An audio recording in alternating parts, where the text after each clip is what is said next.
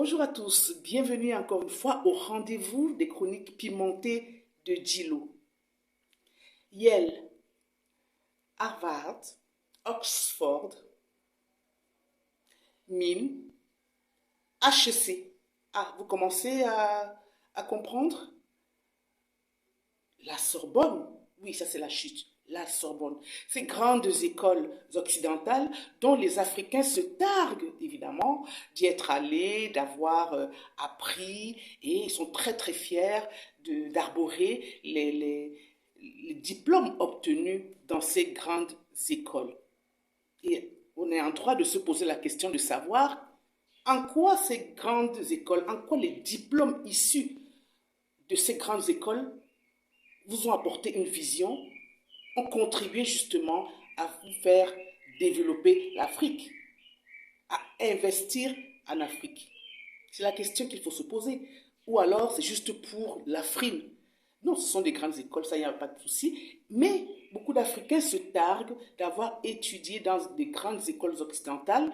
Donc, et malheureusement, une fois rentrés en Afrique, ils reproduisent sans tenir compte du contexte africain, sans tenir compte des réalités africaines, ben, ils reproduisent en fait le modèle socio-économique de l'Europe en Afrique. Or, l'Afrique a ses spécificités et nous devons adapter, que ce soit en médecine, que ce soit dans tous les domaines d'activité, nous devons adapter ce qui a été appris ailleurs sur le modèle africain.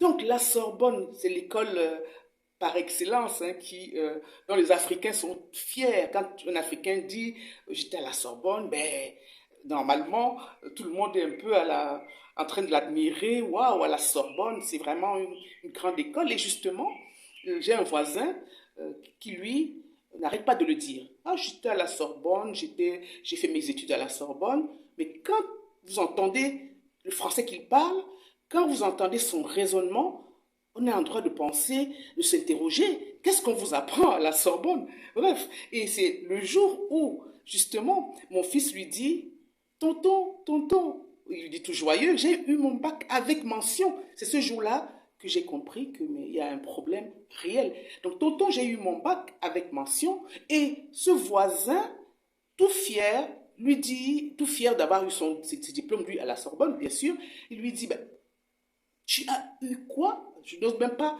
refaire son accent. Hein.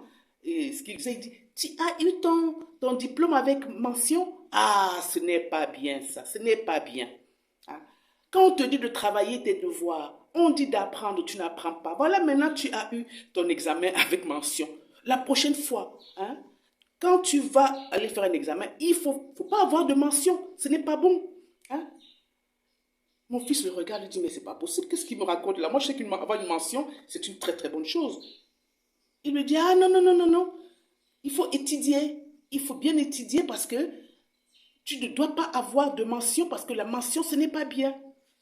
Écoutez, c'est quand même assez déstabilisant pour un enfant de s'entendre dire que la mention à un diplôme n'est pas une bonne chose. Donc, je n'ai même pas osé faire l'accent parce que, par respect pour la langue française, si vous voulez. Bref, l'aliénation spirituelle a atteint vraiment son paroxysme.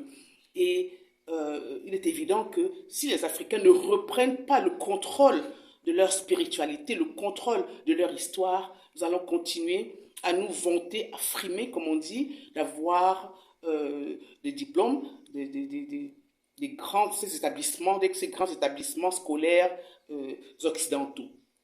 Il faut absolument créer des écoles du savoir africain parce qu'il faut que l'Africain soit fier de son histoire, fier de son éducation, fier de son peuple, de tout ce qui fait sa spécificité. D'autant plus que le continent africain est le premier continent au monde. En plus, nous savons que le premier homme est né en Afrique, donc, et de toutes les ressources minières, vous vous rendez compte? C'est la raison pour laquelle toutes les ressources, la plupart des minerais, la majorité des minerais est concentrée en Afrique. On marche sur l'or, on marche sur les diamants, on voit ce que ça occasionne au Congo, on voit ce que ça occasionne dans tous les pays d'Afrique, de toutes les façons. Dès qu'on trouve du pétrole ou un minerai en Afrique, l'or noir, hein, le pétrole ou le diamant ou quoi que ce soit, eh ben, moi je commence à pleurer. Pourquoi? Parce qu'on entend du coup qu'il y a une guerre tribale.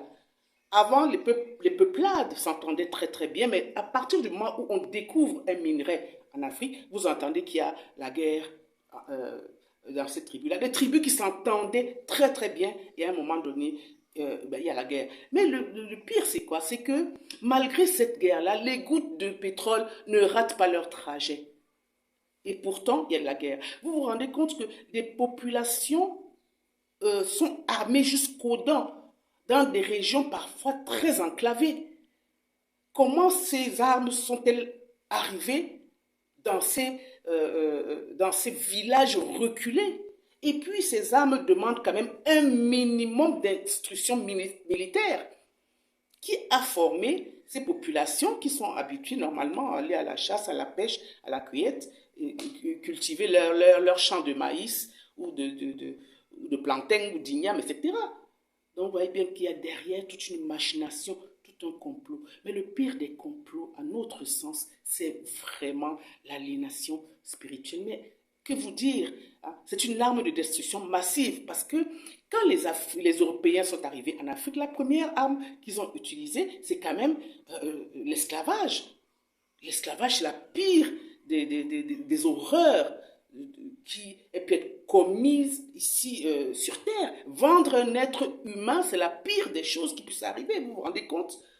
Vendre des êtres humains. Ça, pour moi, c'est vraiment pire qu'une aberration et c'est un euphémisme. On ne peut pas expliquer qu'un être humain vende un autre être humain et le maltraite pendant la traversée, parce qu'on est arraché de sa terre, et pendant la traversée, on vous fouette, on vous chicote, vous êtes maltraité, vous êtes privé de nourriture. Et quand vous mourrez pendant la traversée, on vous balance à travers, de l'autre côté, hein, de la balustrade. Et imaginez un peu quand les Africains voyaient les Européens boire du vin rouge, dans leur tête, qu'est-ce qu'ils pouvaient s'imaginer? Évidemment que ces Européens-là, ces esclavagistes, buvaient le sang de leurs frères. C'est encore une souffrance psychologique sans nom. Ensuite, il fallait travailler dans les champs de coton, privés de liberté, privés de droits les plus fondamentaux. Et voilà. Donc, l'histoire, les faits sont têtus.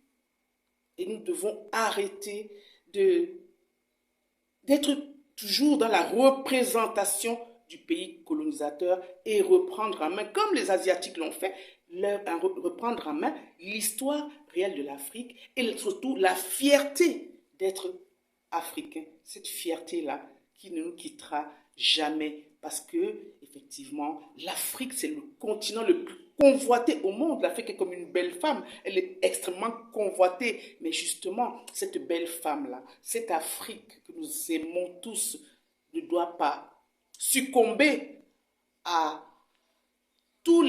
à toutes les avances, les propositions indécentes dont elle fait l'objet. Voilà ma chronique d'aujourd'hui. Je vous remercie infiniment de l'avoir écoutée et j'aurai plaisir à vous retrouver très prochainement pour une autre chronique pimentée de Gilo. Je vous remercie.